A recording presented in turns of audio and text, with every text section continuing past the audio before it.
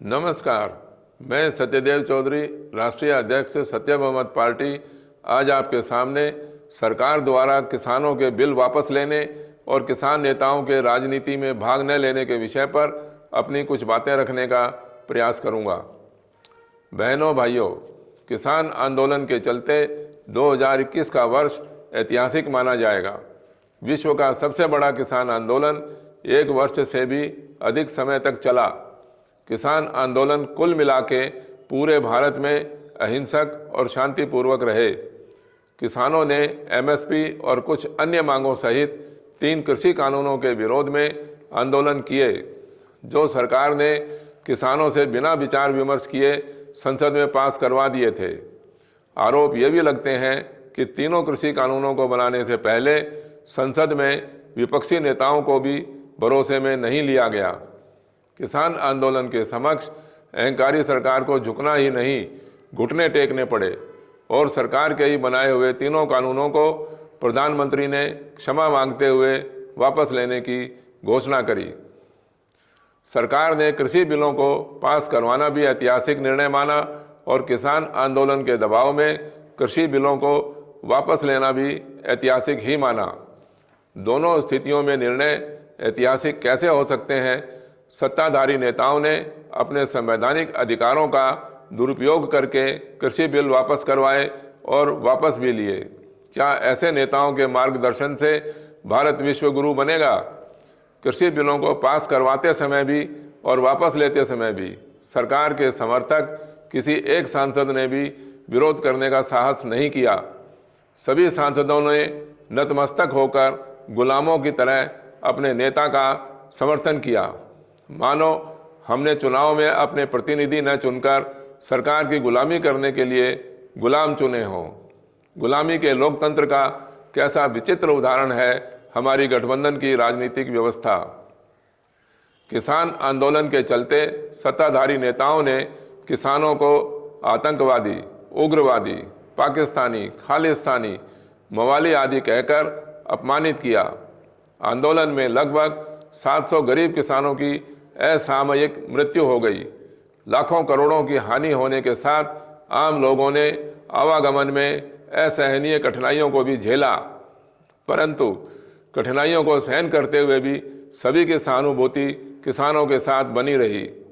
एक दूसरे के प्रति सहयोग, सहायता और सहनशीलता का प्रशंसनीय उदाहरण देखने को मिला।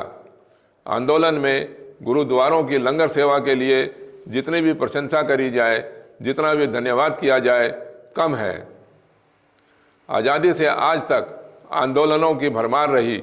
अनगिनत किसानों के आंदोलन के साथ कभी मजदूर, कभी रेल कर्मचारी, कभी बैंक कर्मचारी, कभी सफाई कर्मचारी, कभी हॉस्पिटल कर्मचारी, कभी वकीलों के आंदोलन और कभी सरकारी कर्मचारियों के आंदोलन सहित देश का हर वर्ग आंदोलन के माध्यम से ही न्यायप्रिय और लोकप्रिय व्यवस्था की खोज में लगा हुआ है।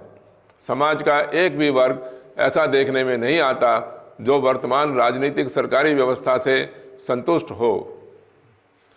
आज़ादी से पहले भी आंदोलन होते थे और आज़ादी के पश्चात भी आंदोलन ही हो रहे हैं।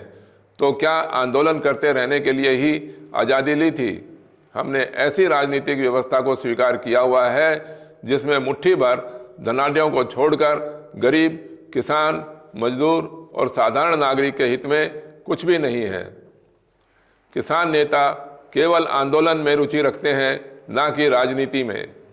किसान नेताओं के राजनीति नहीं करने का सीधा सीधा अर्थ यह निकलता है कि सभी किसान नेता गठबंधन की भ्रष्ट राजनीति के समर्थक हैं और राजनीति न करके किसान नेता भ्रष्ट राजनीति करने वाले किसी न किसी नेता का समर्थन या विरोध करना चाहते हैं। राजनीति न करना भी अपने आप में राजनीति ही होती है। किसान नेता समस्याओं का समाधान चाहते हैं या आंदोलन की राजनीति करके सुर्खियों में बने रहना? राजनीति न करने के कारण ही समस्याओं के समाधान नहीं हो रहे। जिस जगत को पेट भरने के लिए आप धरती पर अपनी मेहनत से अनाज पैदा करके देते हो, तो क्या गरीबों और गरीब किसानों को न्यायप्रिय राजनीतिक व्यवस्था देने का दायित्व किसान नेताओं पर नहीं है? किसान नेताओं ने राजनीति से विमुख होकर गठबंधन की भ्रष्ट राजनीति करने वाले नेताओं को गरीबों को लूटने के लिए खुला मैदान छोड़ दिया। मेरे प्रिय किसान नेताओं, आप इस भूल में तो मत रहना कि राजनीति किए बिना केवल आंदोलन के भरोसे एमएसपी का रसगुल्ला आपके मुंह में आ जाएगा। समझकर सत्य बहुमत की राजनीति करो। सभी समस्याओं का समाधान होने के साथ एमएसपी आपके कदमों में अपने आप आकर गिर जाएगी। मेरे प्रिय किसान भाइयों, कुल 543 सांसदों में 350 से भी अधिक सांसद आपके समर्थन और वोटों से चुने हुए हैं, जिन्होंने सरकार बना रखी है। पश्चात इसके भी आपको उचित मांगों के लिए अपनी ही चुनी हुई सरकार के आगे आंदोलन करने पड़ते हैं। निश्चित ही हमारी राजनीतिक व्यवस्था लोकतांत्रिक व न्यायप्रिय नहीं है। किसान नेता यदि राजनीति करते तो आंदोलन करने की आवश्यकता ही नहीं थी। सबसे अधिक मूल्यवान समय होता है।